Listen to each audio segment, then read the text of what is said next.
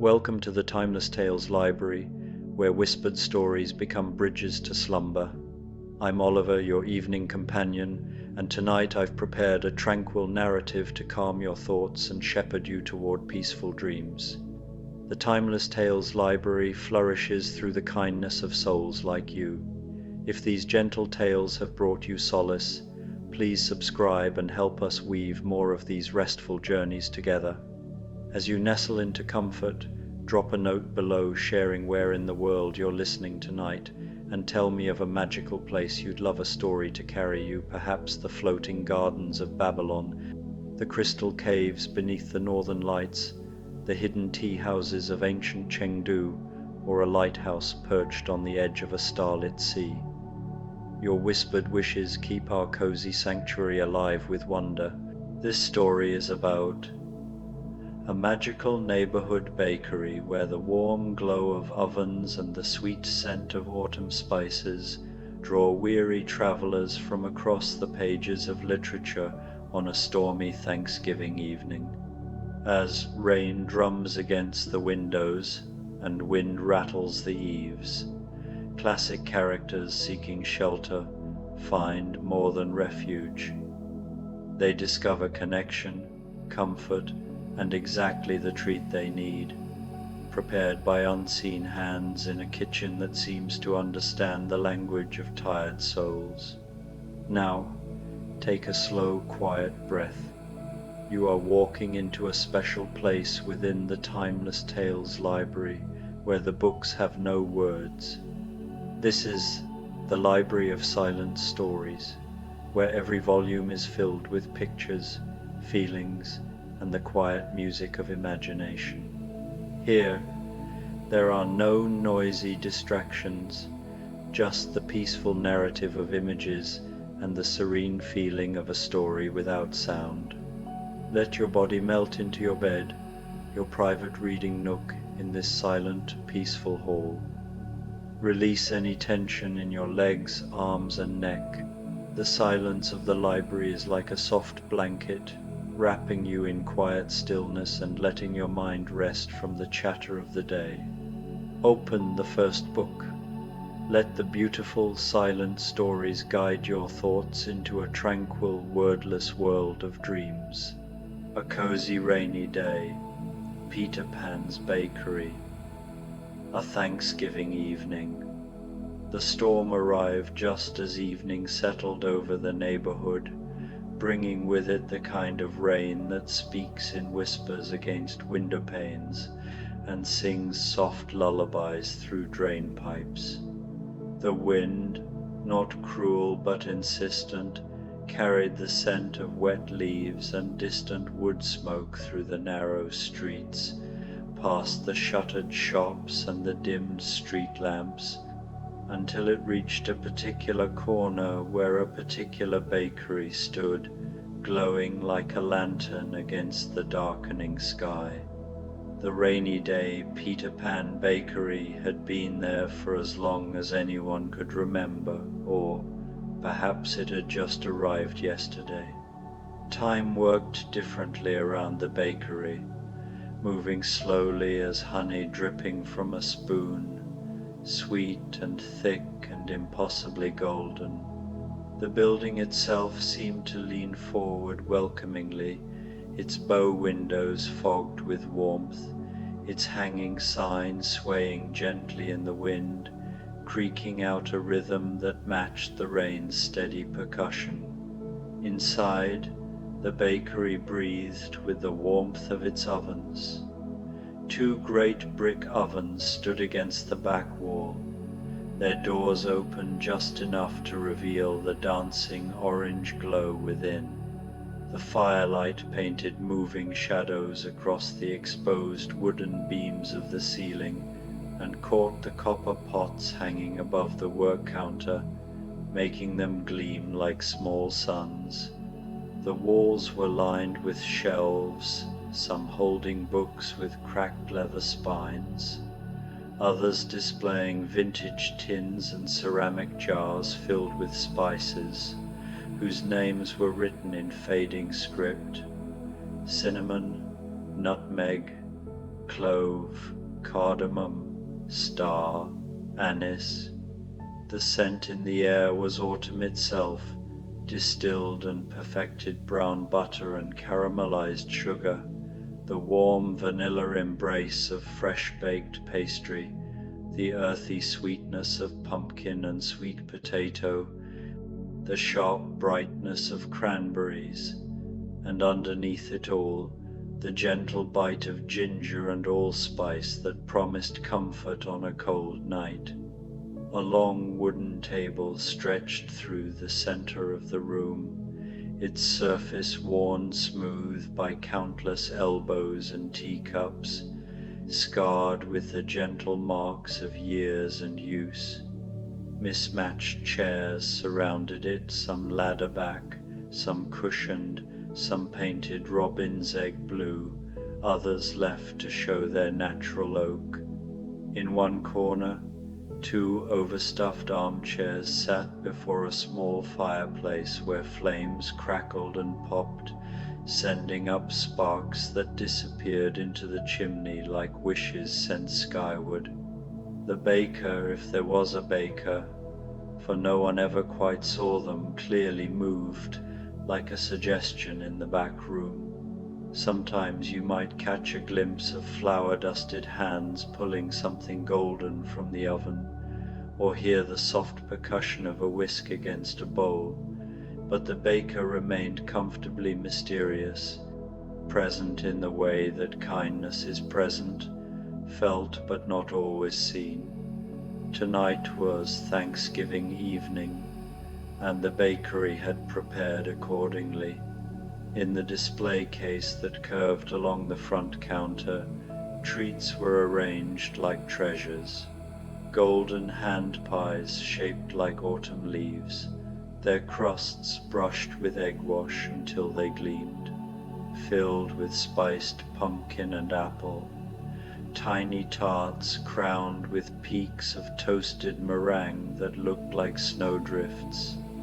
Cookies cut into the shapes of turkeys and acorns, decorated with painstaking detail, and beside them, stranger offerings that seemed to belong to a different season, a different story. Star-shaped shortbreads dusted with edible gold, small cakes topped with marzipan islands, cream puffs filled with a filling the color of moonlight. The rain intensified, drumming harder against the roof, and the first visitor arrived. The door opened with the soft chime of a bell, and Dorothy Gale stepped inside, shaking droplets from her dark hair. She wore the same blue gingham dress she'd worn on her long journey, though it was cleaner now, carefully mended at the hem. Her basket was tucked under one arm, and she paused just inside the doorway, letting her eyes adjust to the warm, golden light. "Oh," she breathed, and her Kansas accent made the words sound like a sigh of relief. "Oh my." She moved toward the display case, slowly, drawn by the scent of cinnamon and the glow of the ovens. Behind the counter, a teapot began to whistle, not shrilly, but gently, as if it were humming to itself. A cup appeared on the counter, steam rising from chamomile tea, the color of late afternoon sunshine. Beside it, a small plate held a hand pie shaped like a tornado, a spiral of golden pastry filled with layers of Kansas apple and just a hint of something that tasted like home. Dorothy picked up the cup with both hands, feeling the warmth seep into her palms, and carried her tea and pie to the long wooden table. She sat down, the chair making a comfortable creaking sound beneath her, and took a small bite of the pastry. The taste brought tears to her eyes, not sad tears, but the kind that come when you've been away for a very long time and suddenly remember something perfect about where you came from. Outside, the storm continued its gentle assault on the world, but inside, Dorothy felt herself relaxing, her shoulders dropping, the tightness in her chest loosening like a knot carefully undone. She had walked so many miles on yellow brick roads and through dangerous forests. It felt miraculous to simply sit.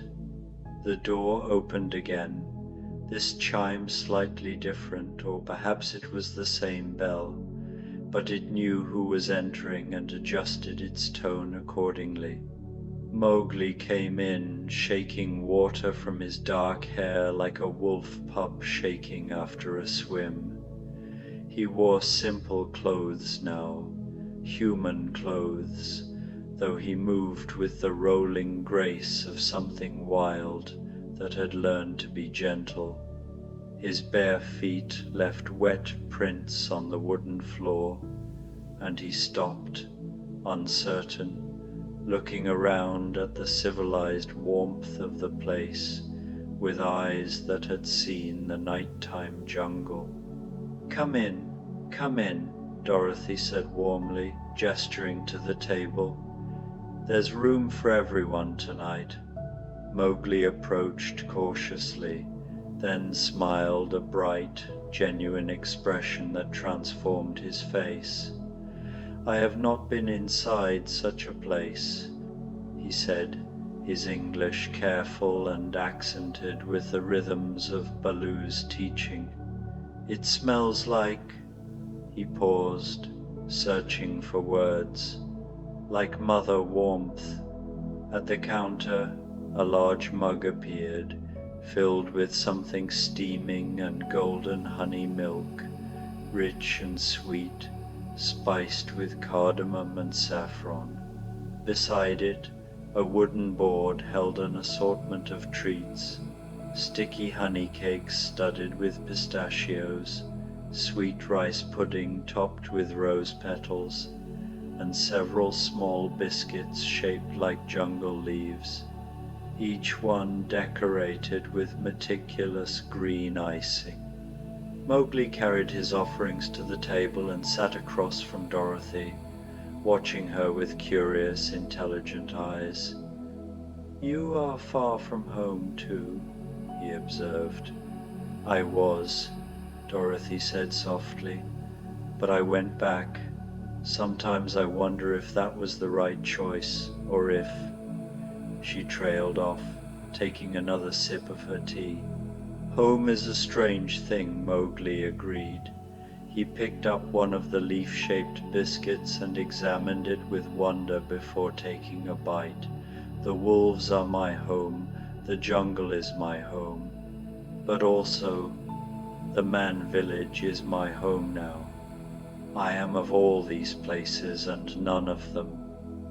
He didn't sound sad about this, more thoughtful, as if he'd spent many nights thinking it through and had arrived at an acceptance. They sat together in comfortable quiet, listening to the rain and the fire, eating their treats and thinking their own thoughts. The bakery held them gently, asking nothing, offering everything. The third visitor arrived with a burst of energy that brought cold air and the scent of wet wool. Jo March tumbled through the door, her hair escaping from its pins, her skirts muddy at the hem, a leather satchel stuffed with papers slung over one shoulder. "Good heavens, what weather!" she exclaimed, then stopped, taking in the cozy scene. Her expression shifted from harried to delighted in an instant. "Oh, but what a place to escape to! Is this real, or have I fallen into one of my own stories?" "It's real," Dorothy assured her, smiling. "Or real enough. Come sit with us." Jo needed no further invitation. She dropped her satchel by the table. It landed with a heavy thump that suggested many manuscripts within, and threw herself into a chair with such enthusiasm that it skidded backwards slightly. I've been walking for an hour, trying to work out the ending to my latest story, and I simply couldn't get it right. The rain started, and I thought, well, Jo, you've done it now. You're going to catch your death. And then I saw this place glowing like a jewel, and I thought, perhaps I'm meant to be here. At the counter, a large pot appeared, a proper teapot, round-bellied and cheerful alongside a generous slice of pie. But this was no ordinary pie. The crust was woven in an intricate pattern that looked like pen strokes, like writing, and through the gaps you could see layers of autumn fruits, apples and pears and quinces, all swimming in a sauce the color of amber. Beside it, a small dish of cream whipped to soft peaks, barely sweetened, perfect for cutting the richness of the fruit. "Oh my," Jo whispered, carrying her pie reverently to the table. "This is exactly what Mommy would make if Mommy's pies could be perfect." She dug in with unladylike enthusiasm, and as she ate, she began to talk, not in the frantic, nervous way she'd entered, but slower now, winding down like a clock finding its natural rhythm. "It's Thanksgiving," she said between bites. "We should be grateful, shouldn't we? I'm grateful for my sisters, even when Meg fusses and Amy is vain and Beth is." Her voice caught, just slightly, and Dorothy reached across to touch her hand. Jo smiled, grateful for the kindness. "I'm grateful for words and paper and stories, and tonight I'm grateful for mysteriously appearing pie."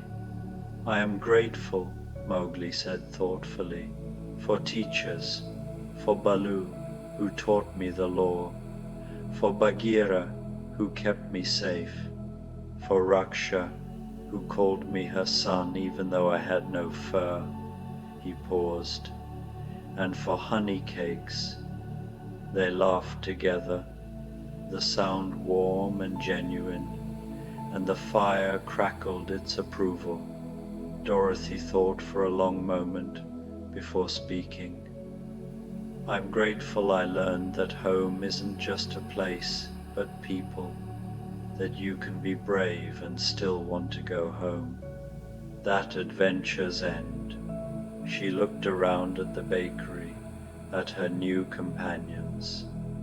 "And I'm grateful for shelter from storms." The rain continued its percussion against the windows, but it had become part of the comfort now, a reminder of how safe and warm they were inside, how protected from the elements. The next arrival was preceded by the sound of a bell, not the door's bell, but a small tinkling that might have been a laugh, or might have been wind chimes, or might have been something in between.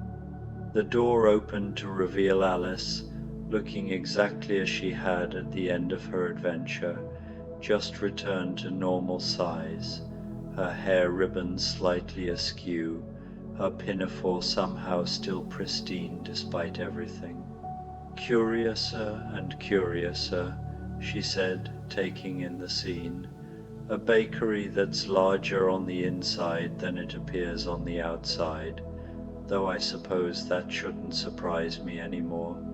"Please join us," Dorothy said, and Alice, who had impeccable manners despite her strange circumstances, curtsied slightly before approaching. "Is there tea?" she asked hopefully. "Proper tea," Not tea party tea where nothing makes sense? As if in answer, a delicate cup appeared on the counter, filled with tea so perfect it seemed to glow slightly. Earl Grey, with just a hint of lavender, served at exactly the right temperature. Beside it was arranged a small selection of treats that seemed designed specifically for someone who had spent too much time in Wonderland and needed reminding of what sensible food tasted like.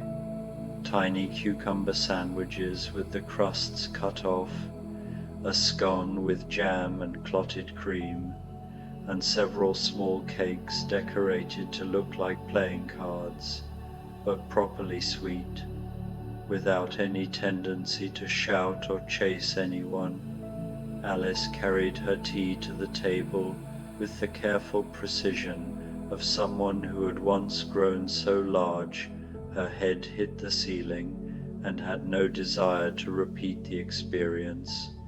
She sat, arranged her skirts, and took a sip of tea with evident relief. "That's better," she sighed. "Do you know, the worst part of Wonderland wasn't the Queen or the growing and shrinking. It was the fact that nothing tasted like it should. Cakes that made you change size, drinks labeled 'Drink me', mushrooms that did peculiar things. I just wanted a normal biscuit." "You can have all the normal biscuits you want here," Joe said, grinning. "Though I'll confess, some of these treats seem a bit magical too." "The good kind of magic, though," Alice said thoughtfully, biting into one of her card cakes. "The kind that makes you feel better, not the kind that turns you upside down." Mowgli nodded seriously.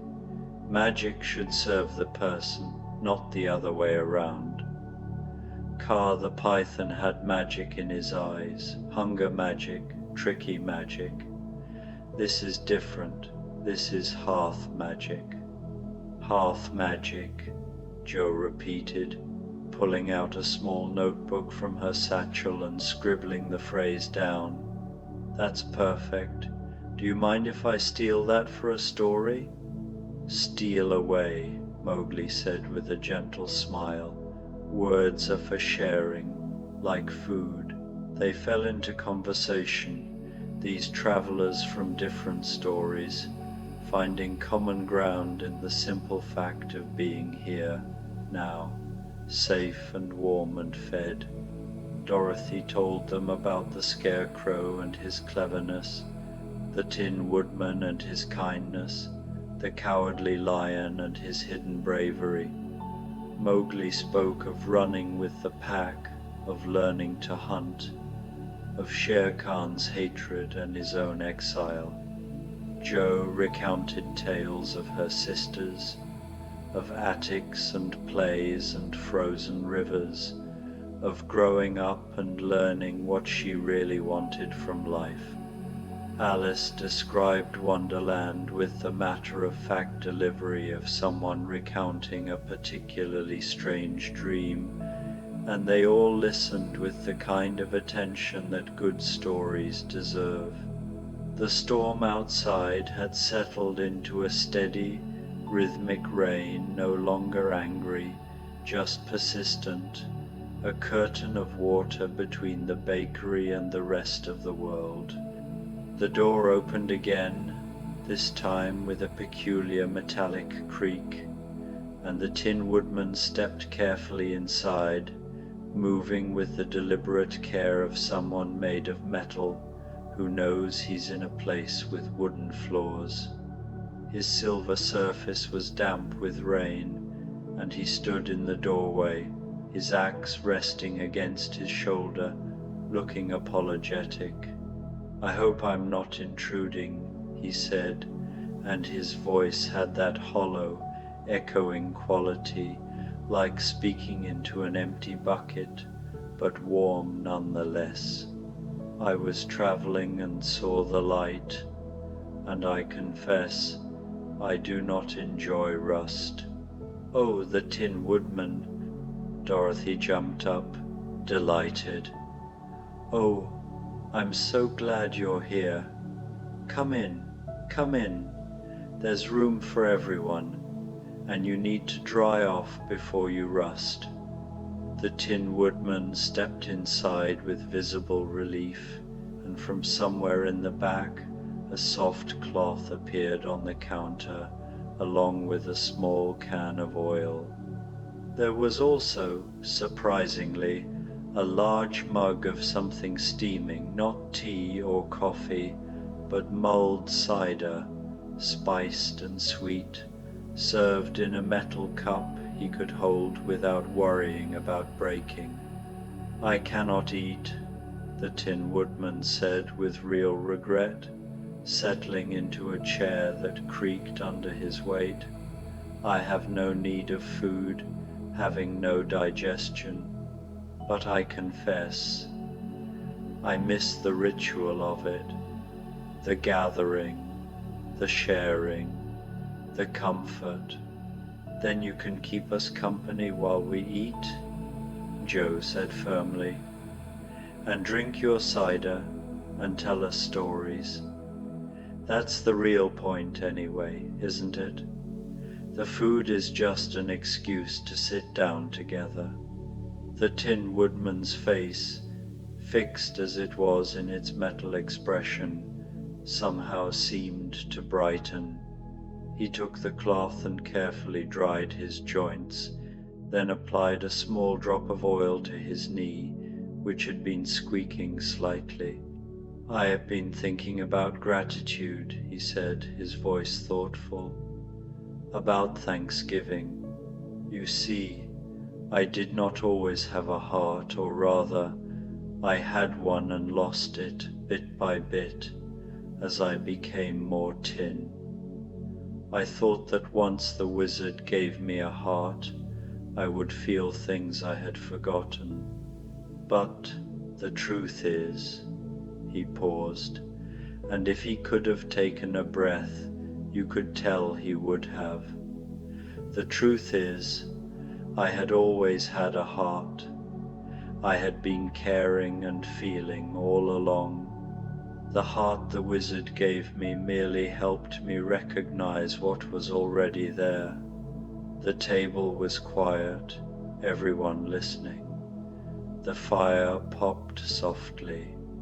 So tonight, the Tin Woodman continued, I am grateful for recognition, for understanding what I had all along, for Dorothy, who helped me see it, for this moment here with all of you, where I can sit and be part of something warm even if I cannot feel warmth the way you do.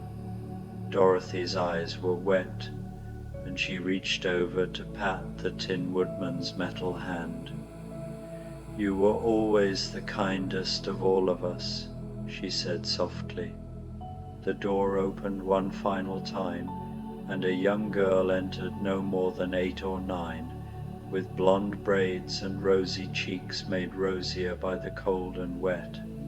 Heidi looked around at the gathering with wide eyes, then broke into a smile that could have lit the whole bakery by itself. Oh, she exclaimed, is this a party? I love parties. Grandfather always says I'm too excitable, but Aunt Et says that's just how children should be, though she doesn't always say it kindly. She paused, taking in the diverse group. You're all very different from each other. So we are, Alice said, amused. Won't you join us?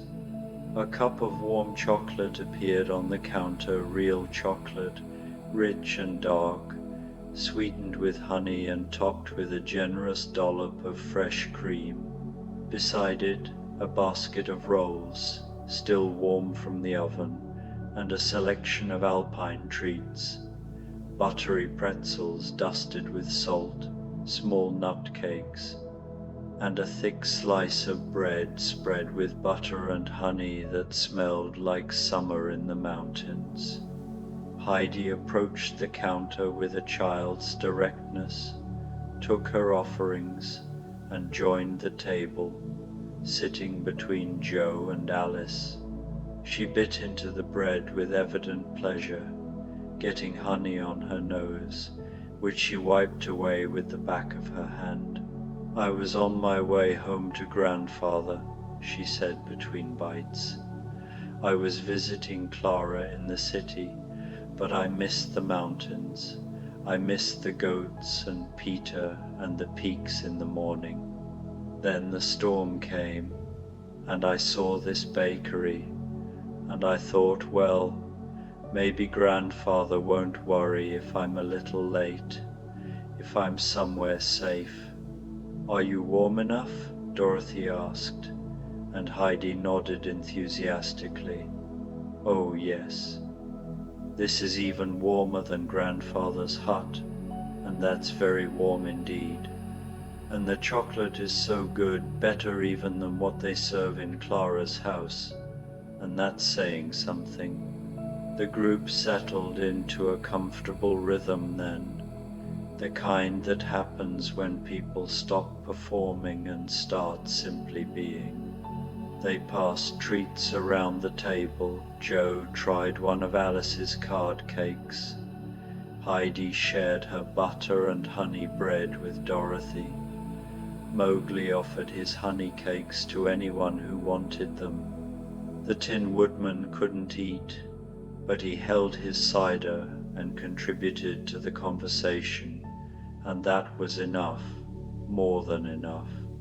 They talked about homes, real ones and lost ones and imagined ones. They talked about the people who had helped them and the adventures they'd survived. They talked about what came next, about going back and going forward and the complicated space between the two.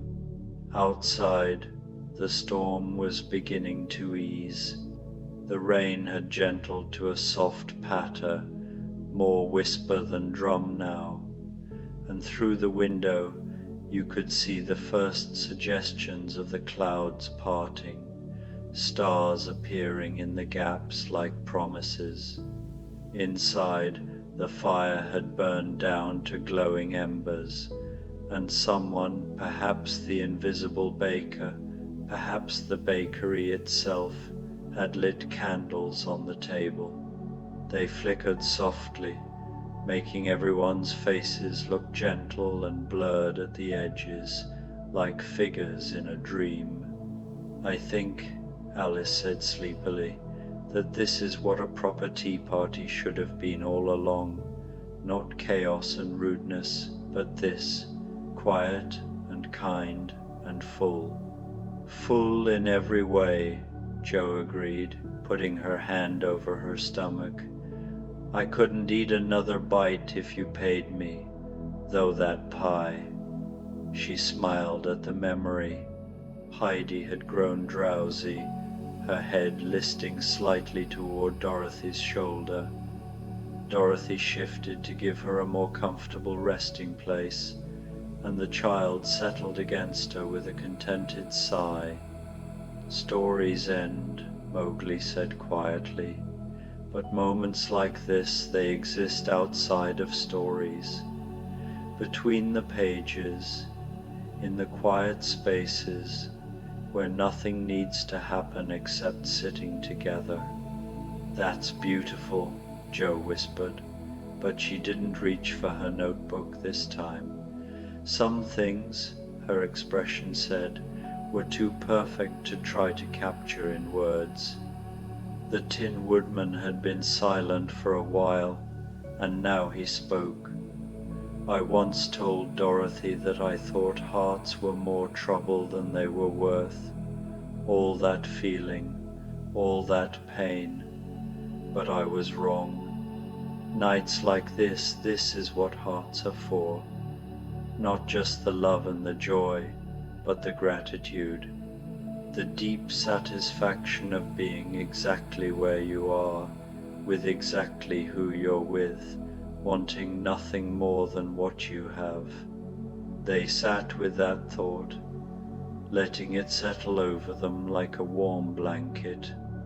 The fire crackled one last time, sending up a small shower of sparks, and in the back room you could hear the gentle sounds of the baker at work preparing things for tomorrow, perhaps, or simply moving through the eternal routines of any good bakery, cleaning, organizing, making sure everything would be ready for the next person who needed shelter from a storm.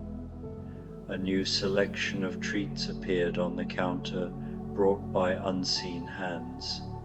Small cups of warm rice pudding, studded with raisins and dusted with cinnamon, tiny tarts filled with lemon curd, and a plate of simple butter cookies, each one stamped with a different image: a star, a house, a heart, a leaf, a key. One more, perhaps, Dorothy suggested, and though they'd all claimed to be full, they found room for these final bites. Joe chose a cookie stamped with a quill pen. Mowgli took one with a paw print. Alice selected the key. Heidi, rousing just enough to see the offerings, took the house. Dorothy chose the heart. The Tin Woodman, though he couldn't eat, lifted the star and looked at it, and somehow that felt like eating it, like taking it inside himself where his heart resided.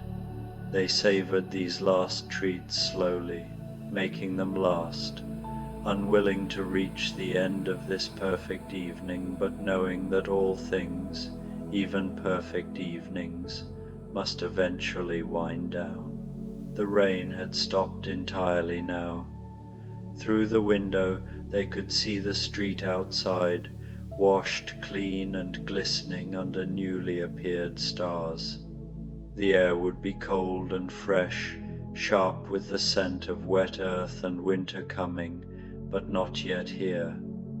Between autumn and winter, between day and night, between stories and sleep, Heidi had dozed off properly now, her breathing deep and even. Joe was blinking slowly, fighting off sleep but losing the battle. Alice had curled up in her chair like a cat, her eyes closed, a small smile on her face. Mowgli had rested his head on his arms on the table, his breathing matching the rhythm of the last ember pops from the fireplace. Dorothy looked around at them all, these characters from different stories, different worlds, brought together for one night by nothing more than rain and luck and the warm glow of a bakery window. The Tin Woodman met her eyes and nodded slowly, and in that nod was a whole conversation about friendship and gratitude and the strange magic of exactly the right place at exactly the right time. "Thank you," Dorothy whispered, and she wasn't entirely sure who she was, thanking the baker, the bakery, her companions, the universe that had arranged for this moment. Maybe all of them. Maybe it didn't matter. In the back room, the ovens had been banked for the night, but they still glowed faintly, like sleeping dragons breathing warmth into the space. The copper pots had stopped gleaming and hung quietly in the shadows. The books on the shelves had closed their eyes, their stories resting until morning. The candles on the table burned lower, but they didn't gutter, they simply grew softer, their light gentler, dimming so gradually that you couldn't say exactly when the room had become dark, only that it had, and that the darkness was friendly, full of the steady breathing of sleepers, and the smell of vanilla and butter and home. Outside, the last clouds moved past the moon, and its light fell through the windows of the rainy day Peter Pan bakery, painting everything silver, the sleeping figures, the empty plates with their crumbs and memories, the table that had held them all.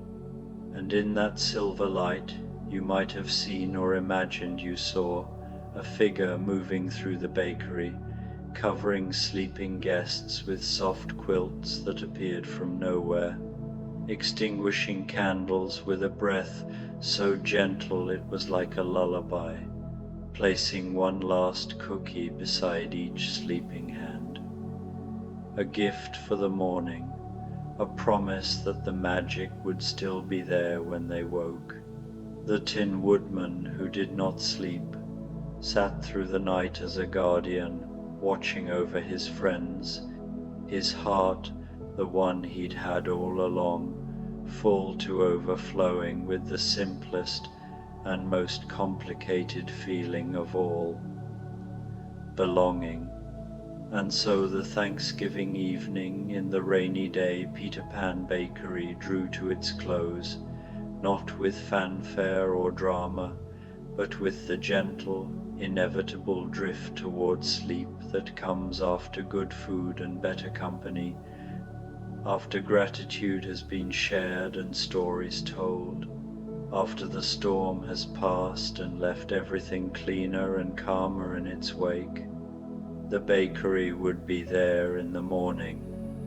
There would be fresh bread and new adventures, and the eternal smell of things baking, of sweetness and comfort and home. But for now, there was only sleep, deep and dreamless and perfect, in a place where all travelers were welcome, where every storm led to shelter, and where the ovens never quite went cold.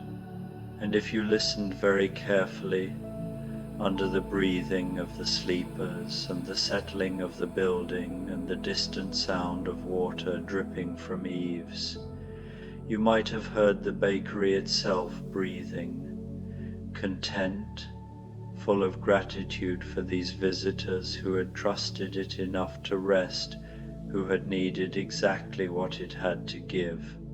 The rain would return, of course, storms always do, but so would the bakery, glowing like a lantern at the corner, waiting with warm ovens and kind hands, and exactly the right treat for whoever came through the door, cold and wet and hoping for shelter, always and forever.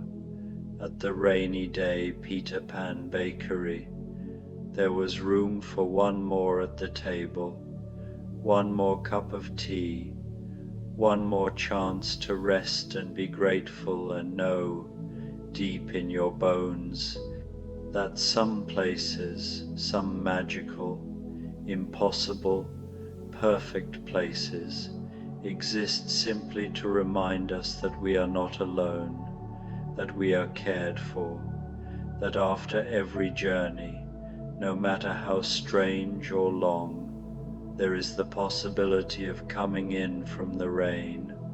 Sleep now, the storm has passed, you are safe, you are warm, you are home.